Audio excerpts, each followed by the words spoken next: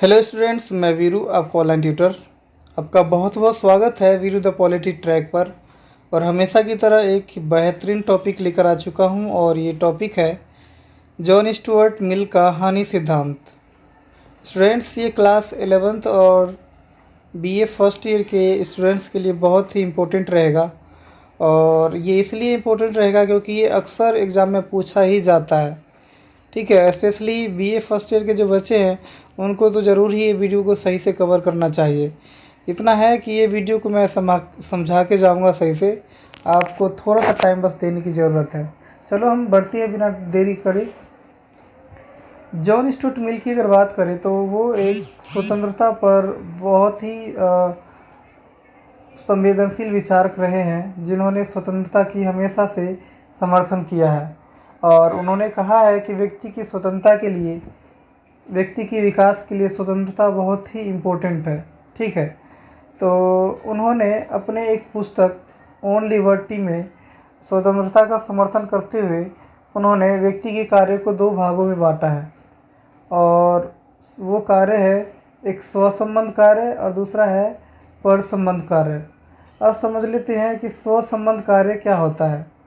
तो स्वसंबंध कार्य वह कार्य होता है जिसे करने से सिर्फ खुद पर प्रभाव पड़ता है और दूसरों को किसी प्रकार का प्रभाव नहीं पड़ता है, और ना ही किसी को किसी प्रकार का हानि उठाना पड़ता है स्वसंबंध कार्य करने से।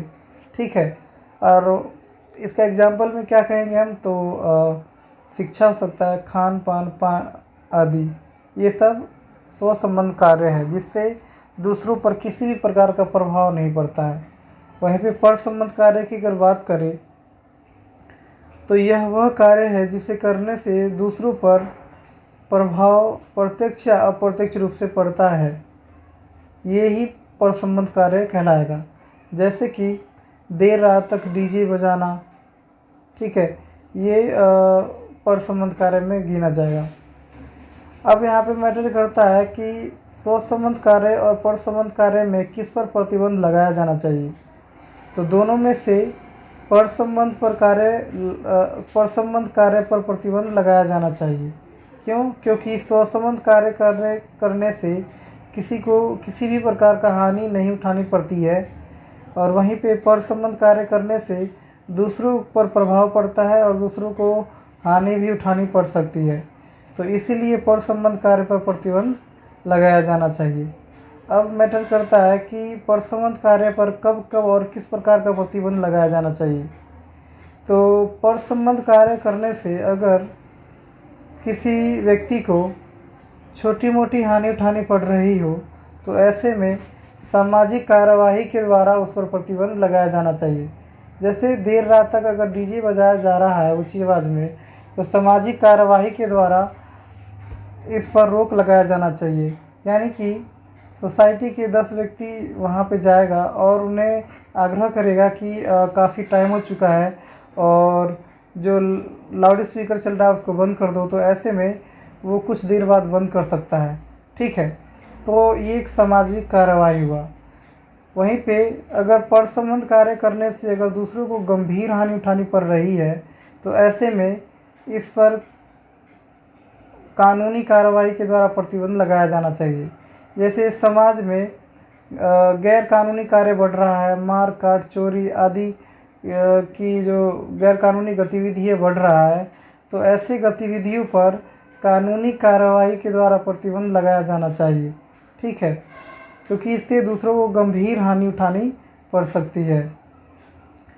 वहीं पे तीसरी पॉइंट की अगर बात करें तो अगर किसी की खान पान और पहनावा, यानी कि अगर किसी की जीवन शैली से अगर समाज में घृणा का प्रचार हो रहा हो तो ऐसे में इस पर भी कानूनी कार्रवाई के द्वारा प्रतिबंध लगाया जाना चाहिए।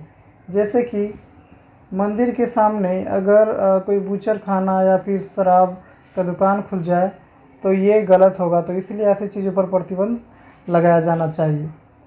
और चौथा पॉइंट में अगर बात करें तो जेम्स मिल कहते हैं कि अगर कोई व्यक्ति समाज में ऐसा प्रचार कर रहा है जिससे समाज में गलत धारणा प्रस्तुत हो रहा है, तो ऐसे में उनको कानूनी कार्रवाई करने के बजाय प्रचार करने के साधन छीन लेना चाहिए।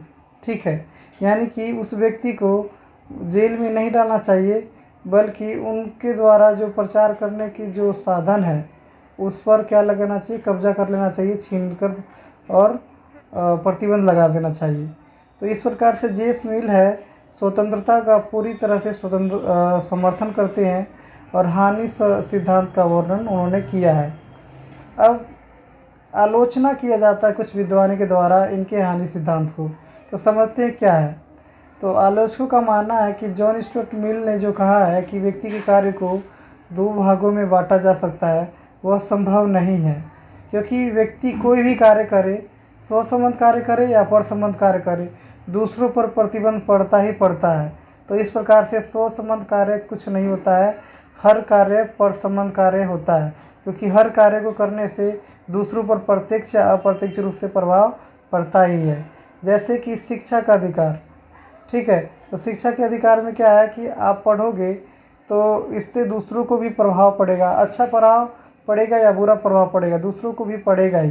तो ऐसे में शिक्षा का जो अधिकार है, शिक्षा का जो आप कार्य कर रहे हो, ठीक है, ये परसंबद्ध कार्य नहीं, स्वसंबद्ध कार्य नहीं है। ठीक है, तो इसीलिए मैं कहना चाहूँगा कि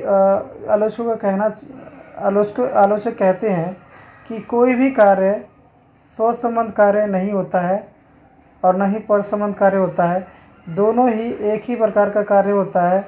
यानी कि व्यक्ति कोई भी कार्य करे दूसरों पर प्रभाव पड़ेगा ही, यानी कि परसंबद्ध कार्य होता है हर कार्य।